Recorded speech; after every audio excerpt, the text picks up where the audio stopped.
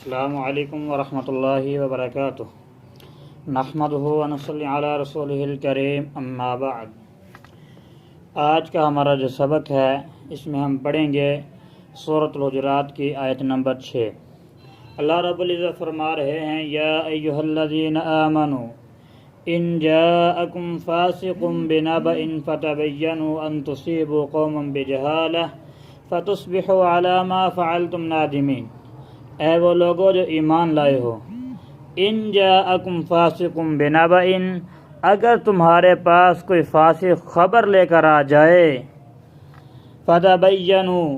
اس کے تم تصدیق کر لیا کرو، تحقیق کر لیا کرو،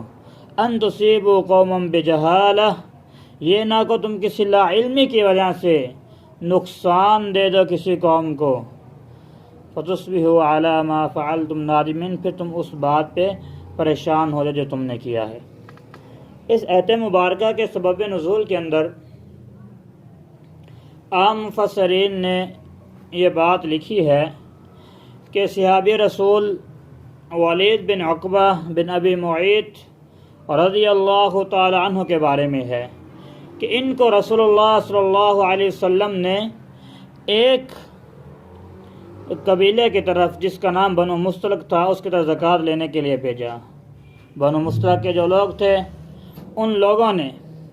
آگے استقبال کرنے کے لیے بڑھے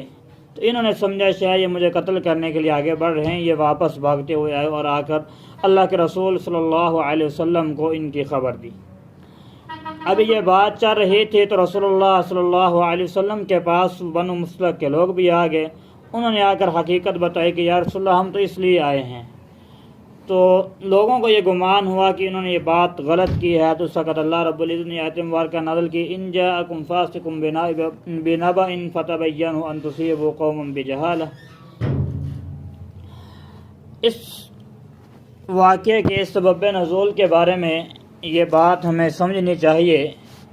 کیا یہ واقعہ ٹھیک ہے یا نہیں۔ سب سے پہلی بات تو یہ ہے اس روایت کے متعلق، کیا یہ روایت ٹھیک ہے یا نہیں۔ علماء لکھتے ہیں کہ اس روایت کے اندر ایک راوی ہے جس کا نام دینار الجزائی الکوفی ہے، جو کہ راوی مجہول الحال ہے، جس کی وجہ سے اس حدیث مبارکہ کی سند ضعیف ہے، اس روایت کی سند ضعیف ہے۔ امام ابن کثیر رحمہ اللہ نے بھی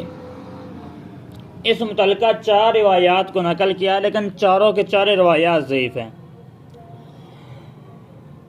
البتہ اگر اس بات کو صحیح بھی مان لیا جائے، بالفرض قصے کو درست بھی مان لیا جائے، تو صحابہ رسول کا فسق لازم نہیں آتا، کیونکہ نبی اکرم صلی اللہ علیہ وسلم کا انتخاب سب سے زیادہ امین آدمی پر ہوتا تھا زکوٰۃ کے لیے، تو آپ صلی اللہ علیہ وسلم کا انتخاب ہی ان کے فسق کی نفی کرتا ہے۔ البتہ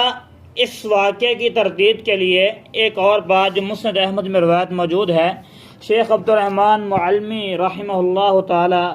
اپنی تفسیر کے اندر اس کو نقل کرتے کہ مسند احمد میں ایک روایت موجود ہے، یہ خود روایت کرتے ہیں کہ جب میں چھوٹا تھا اللہ کے رسول صلی اللہ علیہ وسلم نے مکہ فتح کیا تو اہل مکہ اپنے بچے لے کر رسول اللہ صلی اللہ علیہ وسلم کے پاس آئے تو آپ صلی اللہ علیہ وسلم ان کے سر پر ہاتھ پھیرتے اور ان کے لیے برکت کی دعا کرتے تھے۔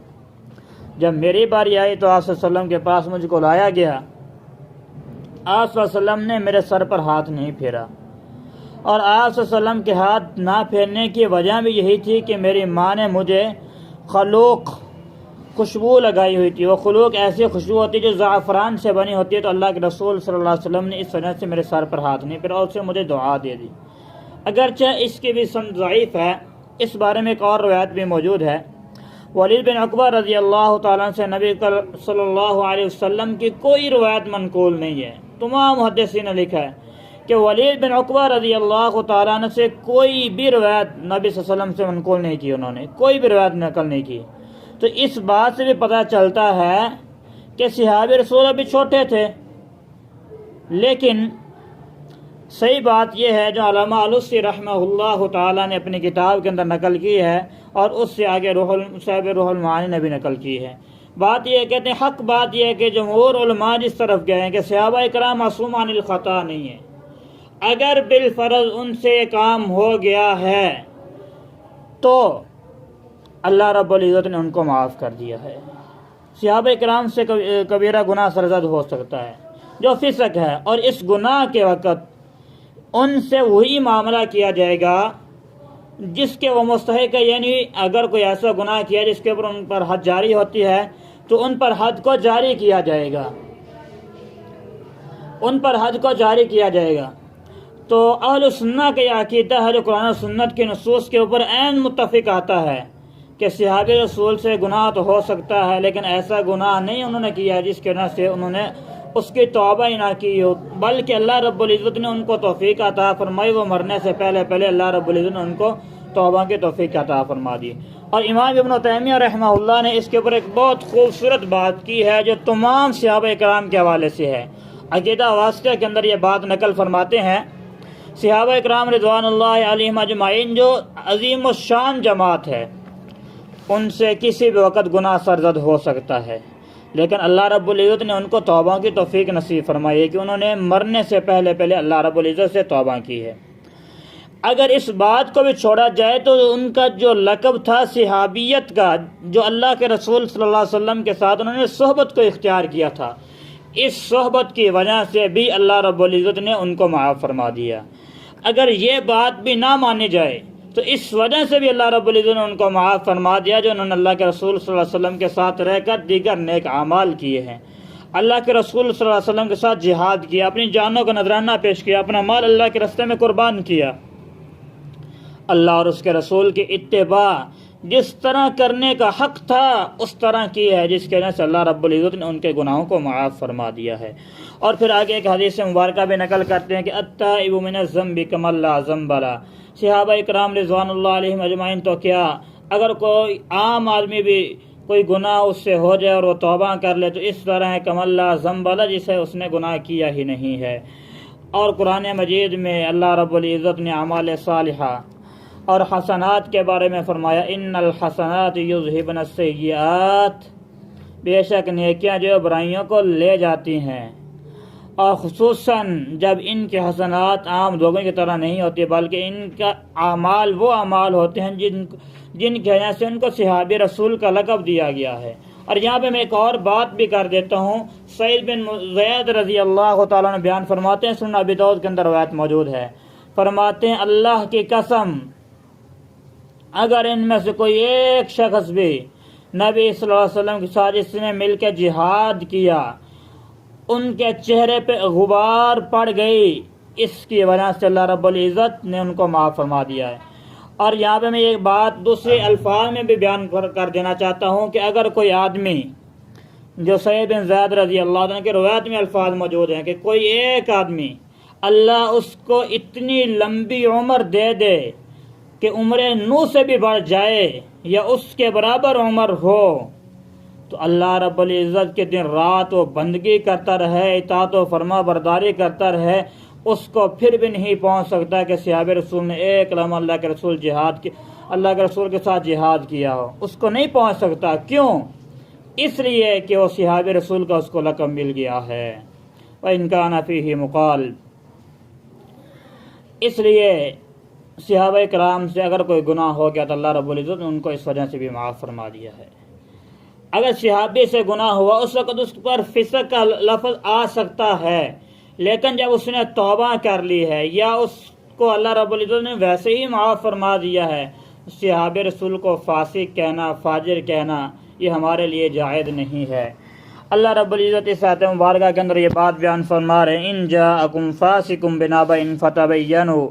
ان تصیبوا قوما بجہالہ فتصبحوا علی ما فعلتم نادمین۔ فاسق اس آدمی کو کہتے ہیں جو دین کے کسی حد سے یا تمام حدوں میں سے نکل جائے جن پر پابندی کرنا لازم تھی، اسلام پر چلنے والا ہے، اسلام کے مطابق عمل کرنے والا ہے، لیکن دین کے کسی حد کو کراس کر جاتا ہے تو اس آدمی کو فاسق کہا جاتا ہے۔ اور اس لفظ کا اکثر استعمال جو نافرمانی کے زمرے میں ہوتا ہے کہ جو آدمی مسلمان ہوتا ہے اور مسلمان ہونے کے باوجود کوئی نافرمانی کرتا ہے تو اس وقت اس کو فاسق کہا جاتا ہے۔ اللہ رب العزت اس آیت مبارکہ کے اندر یہ ادب بیان فرما رہے ہیں جس کا ہمیں اہتمام کرنا ہے۔ ان کے دین اور دنیا کے معاملات میں تمام کے تمام چیزوں کے اندر ہر بات کو جو ہے تصدیق کرنی چاہیے. سنی سنائی بات اور دیگر باتوں کو جو ایسی باتیں ہم کر دیتے ہیں وہ نہیں کرنی چاہیے، بلکہ حقیقی بات کو سمجھنا چاہیے. حقیقت کیا ہے، اس حقیقت کی بات کو لے کر پھر ہمیں عمل کرنا چاہیے اور پھر اس کو آگے بھی پہنچانا چاہیے. بغیر تصدیق کے کسی بات کو نہیں کرنا چاہیے، کیونکہ جو آدمی بات کر رہا ہے وہ جھوٹ بھی بول سکتا ہے، وہ آدمی جو ہے دھوکہ بھی دے سکتا ہے لوگوں کے اندر انتشار پھیلانے کے لیے. اس لیے جو بھی بات ہو اس بات کی وجہ سے ہم کو جو ہے تصدیق کر لینی چاہیے. آگے اللہ رب العزت فرما رہے ہیں ان تصیبوا قوما بجہالہ. اس سے معلوم یہ ہوتا ہے کہ فاسق کی خبر پر بلا تحقیق عمل کرنا جہالت ہوتی ہے جو خطا سے بڑھ کر ہے. کیونکہ اگر کوئی مجتہد غلطی کرتا ہے تو اس غلطی کی وجہ سے اس کو جاہل نہیں کہا جاتا، بلکہ اس کو تو پھر بھی ایک گناہ اجر مل جاتا ہے. کیونکہ مجتہد جو ہوتا ہے اس نے تحقیق کر کے پھر بات کرنی ہوتی ہے، اگرچہ اس سے بھی غلطی ہو جاتی ہے، لیکن اس کی بات کے اوپر عمل کرنے سے انسان کو وہ گناہ سرزد نہیں ہوتا، نہ اس کو جاہل کہا جا سکتا. لیکن جو آدمی بغیر کسی دلیل کے کسی جھوٹی بات کے اوپر عمل کرتا ہے وہ فاسق ہوتا ہے. یہاں پر اللہ رب العزت نے یہ بھی بات بیان فرمائی ہے کہ بغیر تحقیق کی بات پر عمل کرنا انسان کے لیے بہت بڑے نقصان کا باعث ہوتا ہے. انسان کسی کی بات میں آ کر کسی کو زخمی کر دے، قتل کر دے، اس کی غیبت کر بیٹھے، اس سے قطع تلقی کر بیٹھے، غرض کہ تمہاری طرف اپنے نقصانات کسی کو پہنچ سکتا ہے، کسی کو نقصان ہو سکتا ہے، فتنے اور فساد ہو سکتا ہے. تو بلا تحقیق ایسی خبروں کی طرف کان نہیں دھرنا چاہیے، بلکہ کیا کرنا چاہیے، اس کی پہلے تحقیق کی جائے پھر اس کے اوپر عمل کیا جائے. اللہ رب العزت آگے بیان فرما رہے ہیں فَتُصْبِحُوا عَلَىٰ مَا فَعَلْتُمْ نَادِمِينَ. پھر تم اس پر پشیمان ہو جاؤ، کیونکہ جلد بازی اور بلا تحقیق کام کا نتیجہ بھی یہی ہوتا ہے کہ انسان اس پر پریشانی کو اختیار کرتا ہے. آیت مبارکہ کے اندر اللہ رب العزت نے ایک اور بھی بڑی اہم بات کی ہے جو ہمارے لیے سمجھنے کی بات ہے. اس کے اندر ایک اہم علم ثابت ہو رہا ہے، وہ ہے اصول حدیث کا علم، کہ انسان یہ سمجھتا ہے کہ حدیث مبارکہ جو ہے اس کی کوئی تحقیق نہیں ہے. نہیں، ایسی بات نہیں ہے، بلکہ محدثین کرام نے اس کے لیے ایک اصول حدیث کا اصلاح کو قائم کیا اور پورا کا پورا علم ہے کہ ایک ایک راوی جس نے حدیث مبارکہ کو بیان کیا ہے اس کی تحقیق کی جاتی ہے، کون ہے، کیسا ہے، عادل ہے، ضابط ہے، اس کے رویہ کیسا ہے، اس کا زندگی کا رہنا سہنا کیسا ہے، عام زندگی کے اندر یہ کیسا رہتا ہے، یہ حدیث مبارکہ کے معاملات کے اندر کیسا ہے، کلاس کیسے پڑھتا ہے، ہر ایک چیز کو جو ہے نا محدثین نے اس کو ذکر کیا ہے.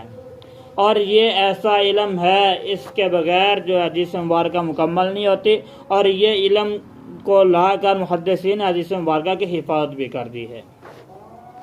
اس آیت مبارکہ کے اندر اللہ رب العزت نے معاشرے کے بگاڑ کے سبب کو بھی بیان فرمایا ہے کہ معاشرے کے بگاڑ کا سبب ان چیزوں سے ہوتا ہے کہ انسان جھوٹی باتیں بیان کرتا ہے، سنی سنائے باتیں کو عام کر دیتا ہے. راوی جو ہے، جو وہ آدمی بات کرتا ہے، وہ بات کرنے کے اندر تحقیق نہیں کرتا. انسان ایک دوسرے کی بات کی چغل خوری کرتا ہے، کسی کی جھوٹی بات کے پیچھے بھی لگ جاتا ہے، لائی لگ بن جاتا ہے. اسی طرح اپنی بات کو معاشرے کے اوپر ٹھونسنے کی کوشش بھی کرتا ہے، شریعت کی بات کو مد نظر کرتا ہے اور اپنی من مانی کرتا ہے، اپنی خواہشات کے پیچھے چلتا ہے. اللہ رب العزت سے دعا ہے اللہ رب العزت ہم سب کو قرآن و سنت کا صحیح فہم عطا فرمائے. آمین. وما توفیق الا باللہ.